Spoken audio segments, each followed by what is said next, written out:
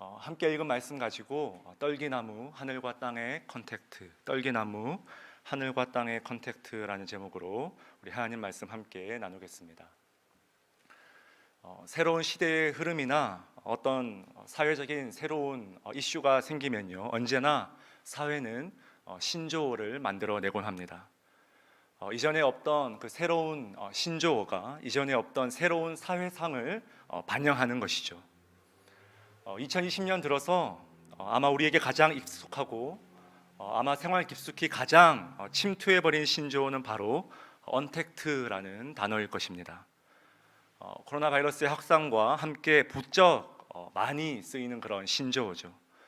부정 접두어인 언과 접촉을 뜻하는 이 컨택트, 이 두 개를 합쳐서 완성된 이 언택트라는 단어는요, 말 그대로 비접촉 혹은 비대면이라는 뜻을 가지고 있습니다. 그런데 참 재밌는 것은요, 사실 이 언택트라는 이 말이 미국에서 생겨난 것이 아니라 한국에서 생겨난 그런 단어라는 것입니다. 한마디로 이런 걸 가리켜 뭐라 부릅니까? 콩글리시라 그렇게 부르죠. 이 단어가 어디에서 만들어졌냐 하니까 매년마다 이 소비 트렌드를 분석해서 발표하는 이 서울대 소비자학과 연구팀들이 이미 지난 2017년에 앞으로 다가올 이 미래 사회의 이 소비 트렌드를 예측하고 묘사하기 위해서 의도적으로 만들어낸 그런 용어라는 것입니다. 그러니까 이미 수년 전에 우리 삶에 수년 전부터 조금씩 반영되어 오던 이 비대면 소비 문화가 뭡니까? 올해 이제 본격적으로 등장한 이 바이러스와 함께 아주 급속도로 이 삶의 모든 영역에서 광범위하게 퍼지고 있다는 것입니다. 여러분, 한국의 초등학교 교실에서는요, 이미 모든 책상마다 이 투명 칸막이가 다 설치되었다고 합니다. 사방으로 이렇게 칸막이를 설치해서요, 학생들이 그 안에서 들어가서 수업을 듣고 공부를 하는 거예요. 이런 교실을 가리켜 우리는 언택트 교실이다, 그렇게 부를 수 있겠죠. 그런가 하면 최근에 어떤 호텔에서는요, 기존에 있던 이 룸서비스 조식을 이름만 이렇게 바꿨다고 합니다. 언택트 조식 혹은 언택트 브런치. 그러자 매출이 눈에 띄게 급상승하는 그런 효과를 봤다는 거예요. 여러분, 이처럼 우리는 이미 이 언택트라는 키워드가 이미 세상을 지배해버린 이 시대를 살고 있는지도 모르겠어요. 언택트 마케팅, 언택트 식당, 언택트 학교, 언택트 여행, 언택트 펀드, 언택트 회의, 언택트 결혼식, 심지어 언택트 졸업식까지 너무나 빠른 시일 안에 너무나 빨리 변해버린 그런 세상을 살고 있다는 거죠. 쉽게 말해서 여러분, 스킨십이 사라진 그런 시대입니다.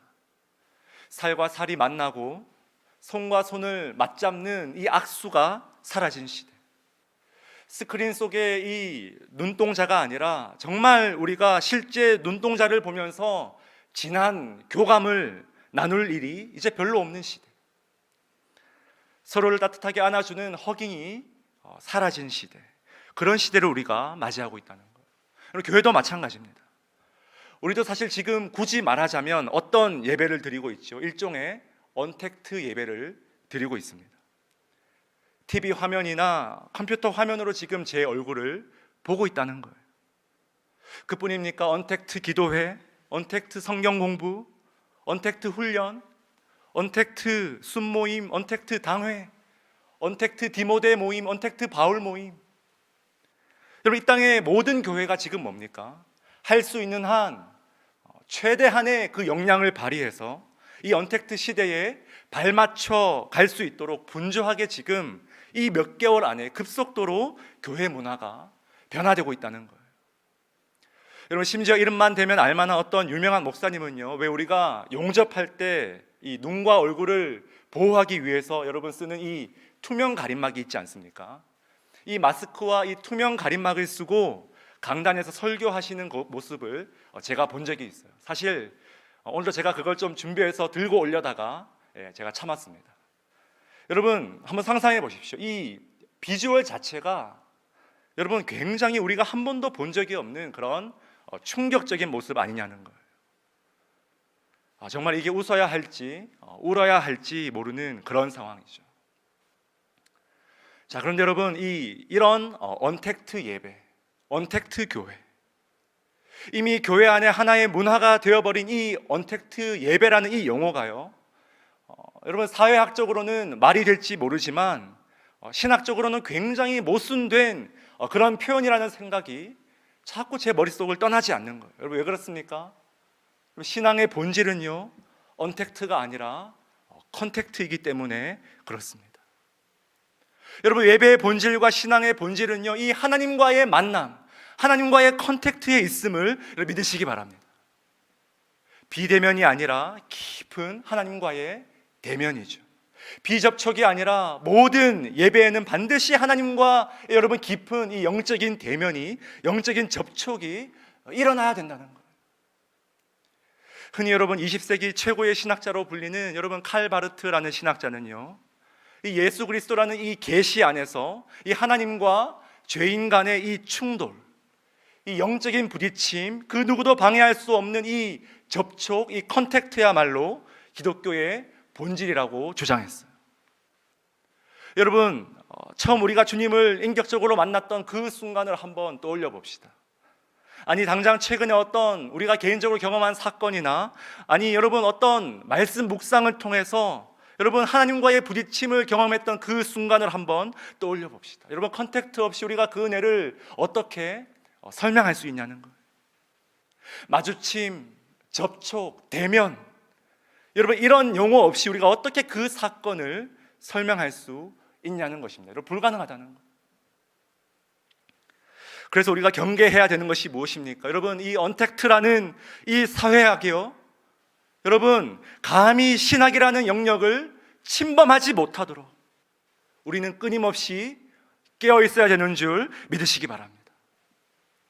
언택트 예배라는 것이요, 사회학적으로는 말이 될지 모르지만 신학적으로는 이것이 여전히 모순으로 남아 있을 수 있도록 끊임없이 우리는 이 하나님과의 컨택트, 말씀과의 접촉, 비록 환경은 언택트지만 우리는 이 성령과의 마주침을 위해서 끊임없이 하루하루 발버둥 쳐야 된다는 것입니다. 왜요? 이것이 기독교의 본질이기 때문에, 이것이 믿음의 본질이죠. 이것이 신앙의 본질이라는 것입니다. 자, 여러분 바로 이런 맥락에서 저는 오늘 우리가 읽은 말씀을 한번 함께 보고 싶은데요, 여러분 오늘 말씀은요, 하늘의 이야기와 땅의 이야기가 접촉하는 성경의 대표적인 사례라고 할 수 있습니다. 다시 말해서 여러분 하늘과 땅의 컨택트가 바로 이 불타는 이 떨기나무를 통해서 이루어지는 장면을 우리에게 보여준다는 거예요. 주기도문의 표현을 빌리면요, 뜻이 하늘에서 이루어진 것 같이 어떻게 그 하늘의 뜻이 이 땅에 그대로 이루어지냐는 거예요. 여러분 중요한 건 뭡니까? 언제나 하늘의 뜻이 먼저예요. 그리고 뭡니까? 그 하늘의 뜻이 그대로 이 땅 가운데 이루어진다는 거예요. 접촉이 일어나고 부딪힘이 일어나고 컨택이 발생할 때 놀라운 변화가 일어난다는 것입니다. 여러분 이것이 복음의 방향성이죠. 이것이 계시의 방향성입니다. 언제나 위에서 아래로 내려오죠. 예수 그리스도의 성육신도 위에서 아래로, 하나님의 일하심도 위에서 아래로, 새하늘과 새 땅, 여러분 요한계시록의 그 마지막 종말론적인 비전도 뭡니까? 새하늘과 새 땅이 하늘에서 영광 가운데 이 땅에 임하는 장면을 우리에게 보여주고 있죠. 전부 뭡니까? 전적인 이 하나님의 일하심과 전적으로 이 하나님의 주도권으로 인해서 이 은혜의 접촉이 발생되더라는 거예요. 자, 그래서 여러분 첫 번째로요, 성경의 저자는 먼저 출애굽기 2장 23절부터 25절까지의 말씀을 통해서 이 하늘의 이야기, 그러니까 지금 이 하늘에서 대체 어떤 일들이 일어나고 있는지 하늘의 장면을 우리에게 슬쩍 보여주고 있습니다. 자, 여러분 지금 이 본문은 2장 마지막에 단락이니까요, 여러분 출애굽기 1, 2장 전체를 우선 한마디로 요약하면요, 노예 생활의 비참함이죠.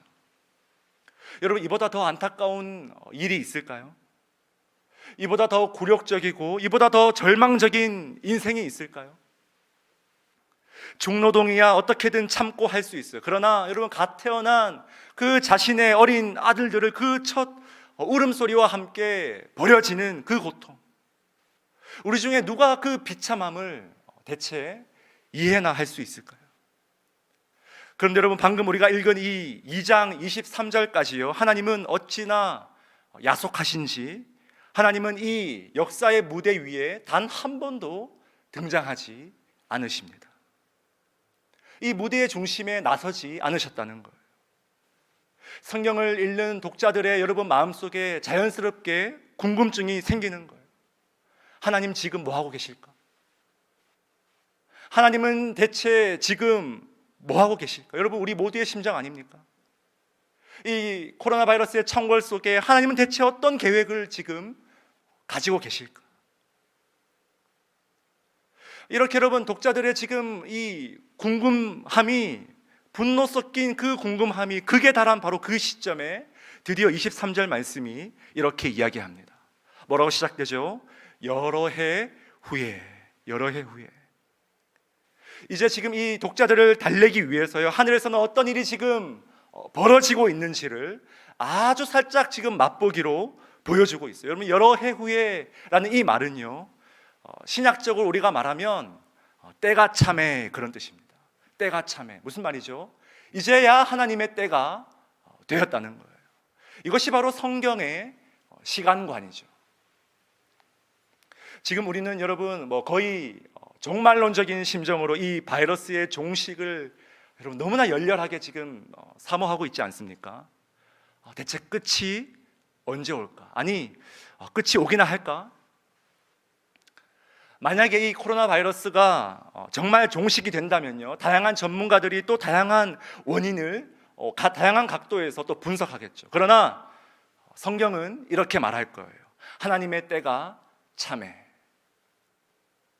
하나님의 때가 참에 그제서야 끝이 왔다는 거예요. 여러분, 여기 이 여러 해 후에라는 표현이 바로 그런 뜻이에요. 이제 마침내 하나님이 움직이시는 때가 왔다는 거예요. 우리 눈에 보이지 않지만, 그래서 때로는 절망스럽고 때로는 답답하지만 하나님이 이 모든 상황을 전적으로 주관하고 계심을 여러분 믿으시기 바랍니다. 여러분, 이제 모세를 죽이려던 그 애굽 왕 바로는요, 하나님의 때가 되자 죽게 됩니다. 어쩌면 모세가 자신의 사명을 거부감 없이 받아들이게 하기 위해서 하나님께서 지금 이 애굽 왕 바로를 먼저 처리하셨는지도 모르겠어요. 그리고 이제 이스라엘 자손의 탄식과 절규와 이런 부르짖음이 23절 마지막에 보니까요, 어떻게 됐습니까? 그 부르짖는 소리가 하나님께 상달된지라. 아멘.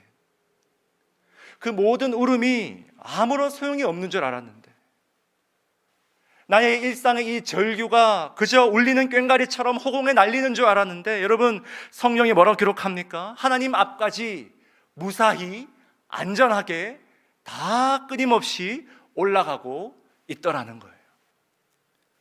자, 그리고 24절 25절 말씀인데 우리 함께 이 두 구절 말씀 다시 읽어보겠습니다. 시작. 하나님이 그들의 고통 소리를 들으시고 하나님이 아브라함과 이삭과 야곱에게 세운 그의 언약을 기억하사 하나님이 이스라엘 자손을 돌보셨고 하나님이 그들을 기억하셨더라. 아멘.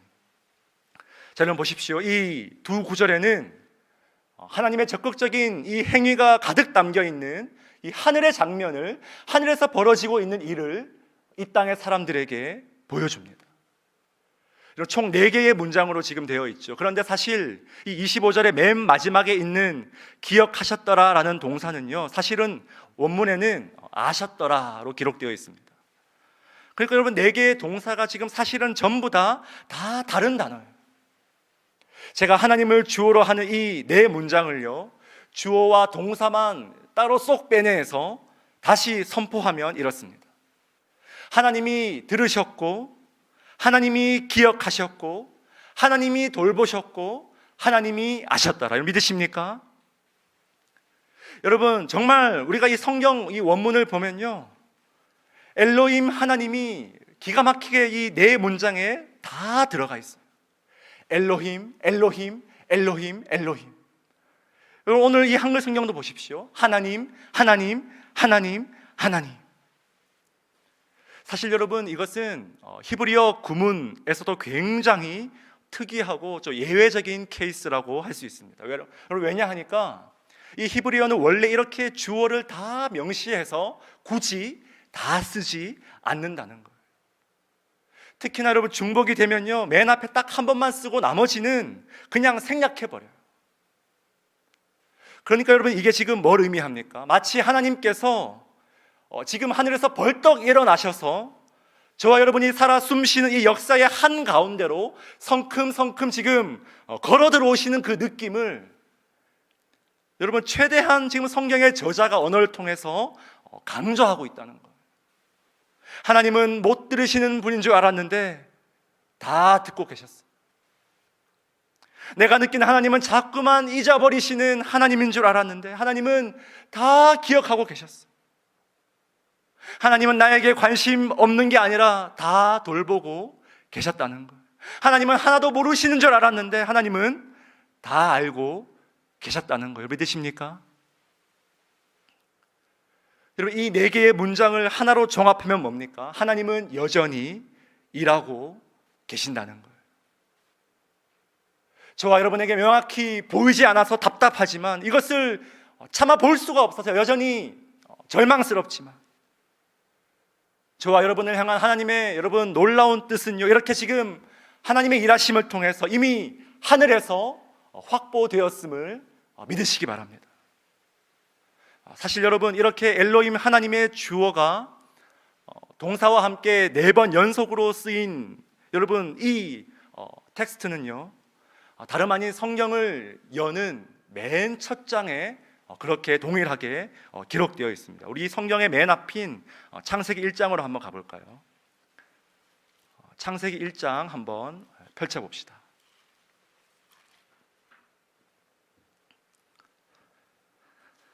우리 창세기 1장 3절부터 5절까지 우리 함께 읽습니다. 시작.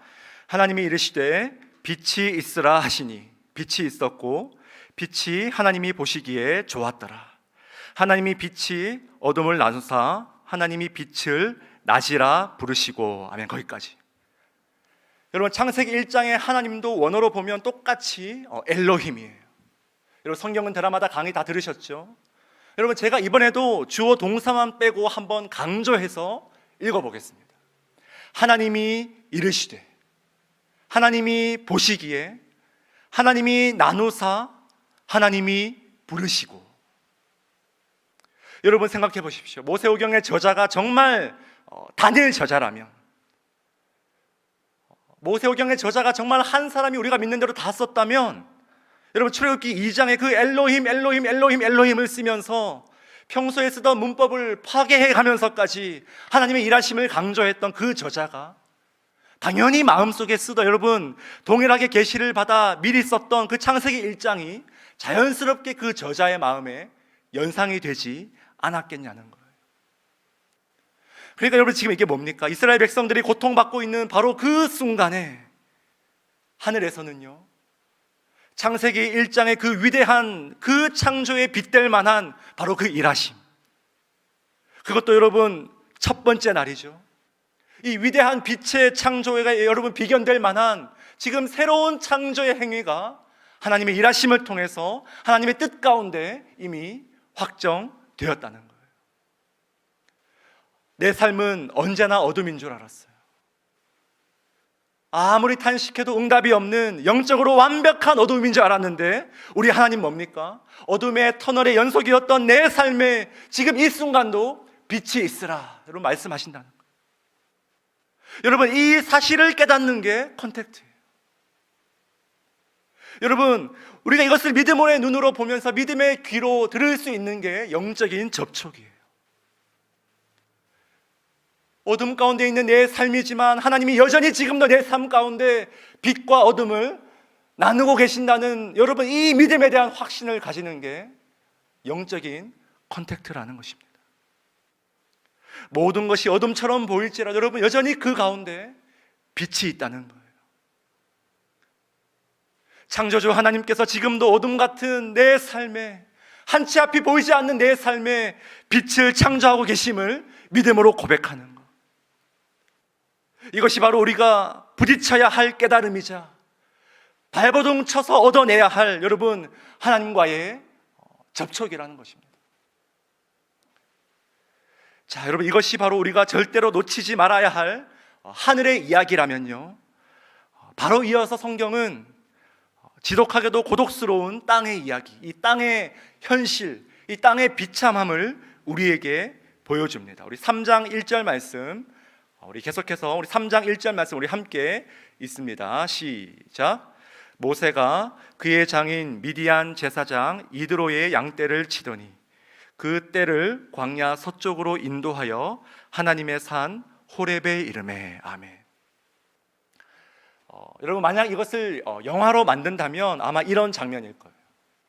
하늘의 화려한 그 빛과 하늘의 그 화려한 그 빛나는 그림, 모두가 압도될 만한 영상으로 여러분 혼을 쏙 빼놓는 그런 아름다운 그림 이후에 바로 이어지는 장면에서 카메라 앵글이, 렌즈가 이 땅에서 가장 고독한 한 인생을 클로즈업하기 시작하는 거예요. 여러분, 이 카메라 렌즈의 여러분 이동 자체가 어떤 메시지를 지금 던지고 있죠. 여러분, 3장 1절을 원어로 보면요, 보통 히브리어는 문장의 어순이 동사가 먼저 나오고 주어가 뒤따라 나와요. 주어가 먼저 나오는 이 영어나 한국말과는 정반대죠. 그런데 이 3장 1절은요, 또 특이하게 한 번 더 문법을 파괴해서 주어를 맨 처음에 딱 등장시킵니다. 모세는. 그러니까 여러분, 제가 이 하늘과 땅의 이야기의 이 교차 지점을 의역해서 다시 말하면 이렇게 됩니다. 하나님이 들으셨고, 하나님이 기억하셨고, 하나님이 돌보셨고, 하나님이 아셨더라. 그럼에도 불구하고 모세는, 여러분, 이 뚜렷한 대비가 지금 머릿속에 그려지십니까? 하늘에서는 지금 어떤 위대한 일이 이미 시작되었음에도 불구하고 모세는 지금 아무것도 모른 채 지난 40년간을 지루하게 반복해서 걸어갔던 그 길을 또 지금 걷고 있는 거예요. 철저하게 언택트된 그런 삶이죠. 눈에 보이는 움직이는 것이라고 양들 말고는 아무도 없어요. 같은 돌, 같은 나무, 같은 길, 같은 바람, 같은 공기, 같은 분위기, 40년째 지금 이 회색 지대에서 잿빛을 띠는 너무나 초라한 사물들만 바라보며 지독하게도 지금 지루한 일상을 보내고 있다는 거예요. 여러분, 더 안타까운 것은 뭡니까? 40년간 양을 쳤는데 성경은 그 양을 모세 자신의 양이 아니라 여전히 그의 장인 이드로의 양떼를 치더니 그렇게 말하고 있어요. 여러분, 야곱을 떠올려 보십시오. 여러분, 야곱은 수년 안에 약삭빠는 그 수완으로 삼천의 모든 양을 다 빼돌려서 자기에게로 가져왔지 않습니까? 그런데 모세는 지금 그것도 아니에요. 철저한 언택트 속에서 내 양도 아닌 남의 양을 지금 40년간이나 말하자면 비즈니스를 지금 하고 있는 거예요.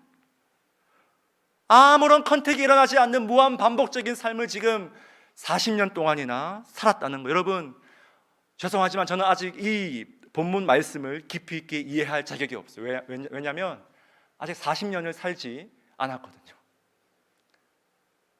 여러분, 얼마나 지루한 삶입니까? 방금 여러분 좀 전에 봤던 그 하늘의 장면의 그 거창함에 비하면 여러분, 이 지금 3장 1절의 이 땅의 이야기는요, 참으로 허무해 보여요. 성도가 여러분 이 하늘의 이야기를 잊어버리면요, 이 땅의 이야기는 너무 허무한 거예요. 저절로 낙심이 돼요. 아무런 어떤 인생의 의미를 발견할 수 없는 거예요. 여러분, 지금 어린 아이들과 코로나 기간 동안 씨름하는 우리 이 부모님들, 육아만큼 무한 반복적인 일상이 대체 어디에 있습니까? 어제 하던 거 오늘 또 하고, 어제 치운 거 오늘 또 치우고, 어제 먹이던 거 오늘 또 먹이고, 내일 또 먹이고. 여러분, 모든 사람의 지금 일상이 마찬가지예요. 여러분, 목사인 저도 마찬가지입니다. 사람들과 철저히 차단된 채 이 코로나 기간 동안 같은 시간에 늘 이 같은 웨스트필리 거리를 지나서 출근해요. 혼자 방 안에서 말씀 준비하고, 그러다 잘 안 되면 교회 이 본당 와서 막 하나님께 한풀이도 해보고, 혼자 싸온 이 도시락 점심을 먹고, 영상 찍고 편집하고 유튜브 올리고 성도님께 뿌리고, 또 같은 시간에 웨스트필리 지역을 지나서 집으로 가죠. 여러분, 언택트의 삶은 여러분 너무나 지루한 이런 허무한 삶의 반복 아닙니까? 여러분, 지금 모세는요 이걸 40년간 했다는 거예요. 지독한 땅의 이야기, 지독하게도 저와 여러분을 닮은 그런 이야기죠. 자, 그런데 여러분, 바로 이 땅의 이야기 속에서도 우리는 놀라운 하나님의 섭리를 발견할 수 있습니다. 여러분, 1절 말씀 잘 보시면 모세는 양떼를 광야 서쪽으로 인도하여, 그렇게 말하고 있어요. 인도하여. 그런데 여러분, 이 인도하다라는 이 히브리어 단어는요 성경에서 단순히 어떤 양떼를 인도하는 데 사용되었을 뿐 아니라 실제로 많은 성경의 용례를 보면 이 동사의 주어는 대부분 하나님이세요. 하나님이 자기 백성들을 인도하신다, 자기 백성을 감찰하신다, 다스리신다. 그러니까 여러분, 성경에서 하나님이 하나님의 백성을 인도하신다 할 때 가장 전형적으로 사용되던 단어가 바로 이 단어예요. 더 놀라운 것은요, 모세가 지금 이 양떼를 어디로 인도했다고요? 무슨 산? 하나님의 산 호렙으로. 여러분, 40년간 매일같이 반복한 게 뭡니까? 이 양떼를 호렙산으로 인도하는 것. 이것 하나만큼은 전 세계에서 모세를 따라갈 전문가가 없다는 것. 어느 길이 편한지, 어떤 길이 안전한지, 어떤 방법이 덜 위험한지, 모세는 여러분 이미 눈 감고도 다 알았을 거예요. 그러니까 여러분, 모세는 전혀 못 느꼈을 거예요. 아무 생각 없이 그저 내게 주어진 오늘 이 하루, 오랜 시간 전에 우발적으로 살인해버린 그 아픈 죄의 기억을 가슴에 끌어안고 그저 나에게 오늘 주어진 이 하루 최선을 다하자, 이 심정으로 여러분 같은 비즈니스, 같은 일을 하면서 그렇게 40년을 보냈을 거예요. 그러나 여러분, 남의 양떼를 인도하는 그의 허무해 보이는 이 일상 가운데 여러분 누가 함께 하셨습니까? 하나님이 함께 하셨음을 여러분 주목하시기 바랍니다. 사실은 그 양떼를 모세가 인도한 게 아니라 하나님께서 인도하셨다는 거예요. 하나님은 함께 모세가 봤던 그 같은 돌을 바라보셨어요. 하나님도 같은 길을 바라보시고, 하나님도 같은 길을 걸어가시고, 하나님도 함께 같은 공기를 마시며 모세가 양떼를 잘 인도할 수 있도록 언제나 함께 하셨다는 거예요. 실제로 여러분, 모세는 이 40년간의 경험으로 뭡니까?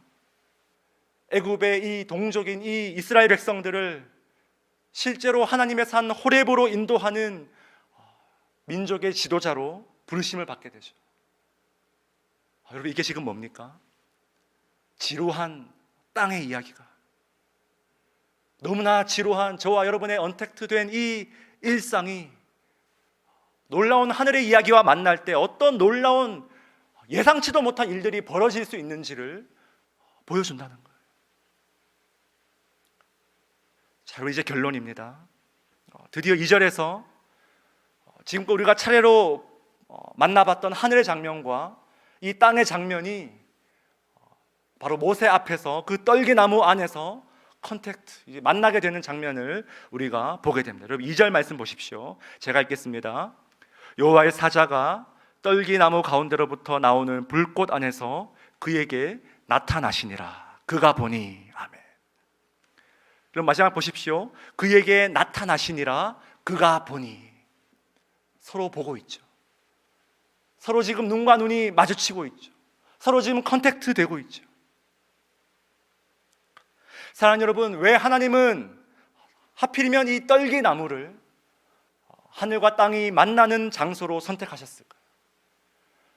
한 유대교 문헌을 보니까요, 여러분, 하나님께서 떨기나무를 통해서 임재하신 이유에 대해서 이렇게 설명하고 있습니다. 잘 들어보세요. 하나님이 모세에게 말씀하셨다. 너는 이스라엘이 고난 중에 있는 것처럼 나도 고난 중에 있는 것을 알지 못하느냐. 내가 너에게 말하고 있는 이 장소, 즉 떨기나무를 통해서 내가 그들의 고난에 동참하고 있다는 것을 너는 깨달으라.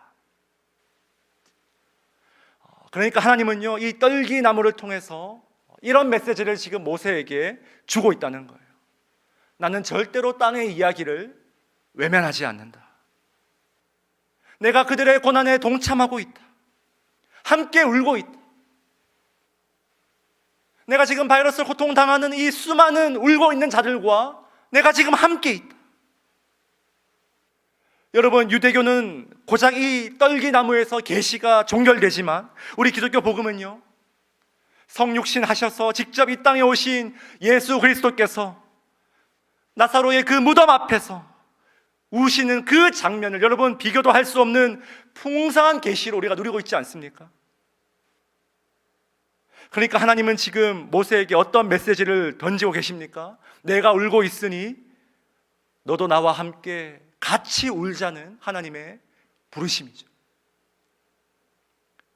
내가 지금 고통당하고 있으니 너도 나와 함께 지금 이 고통의 길을 걸어가 보지 않겠냐는 거예요.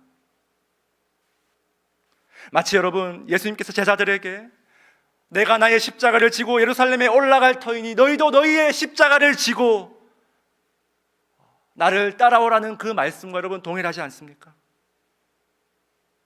여러분, 이게 무슨 의미를 가질 수 있습니까? 모세는요, 자신의 인생을 통틀어서 결코 영원히 잊을 수 없는 그 떨기나무의 이 접촉을 통해서 하나님과 깊이 컨택트 될 뿐 아니라 여전히 고통당하고 있는 수많은 자신들의 그 동족들과 깊이 컨택되는 놀라운 체험을 이 떨기나무 앞에서 하게 된다는 거예요. 여러분, 떨기나무는 어떤 장소입니까? 하나님과의 컨택트를 통해서 다른 사람들과 영적으로 하나가 되고 묶여지는 장소죠.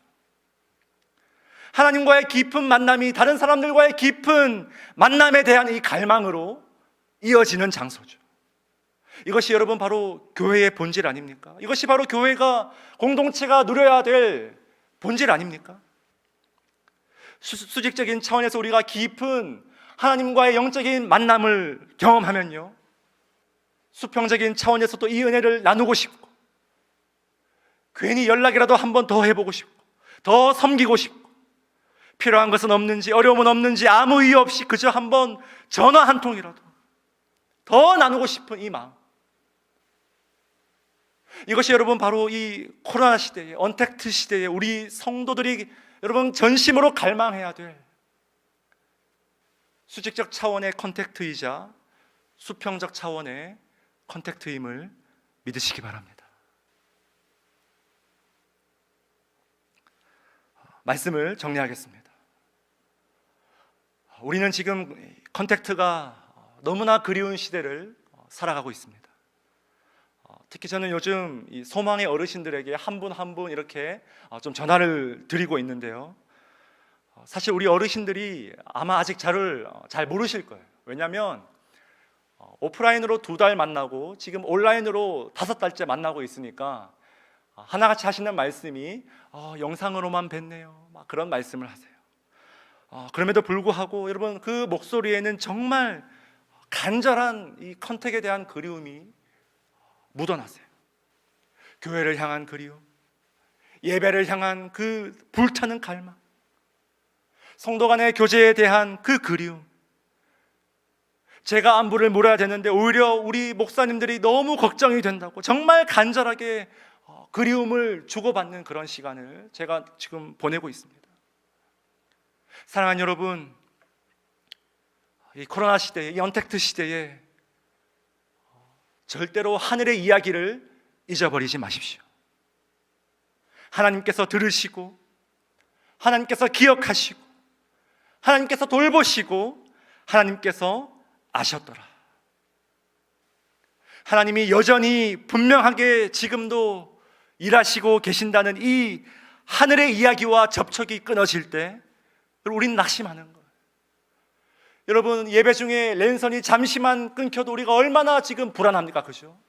얼마나 마음이 답답합니까? 그런데 이 하늘의 이야기, 하늘의 장면과 컨택이 사라지면요, 우리는 모든 삶의 의미를 상실해버리는 거예요.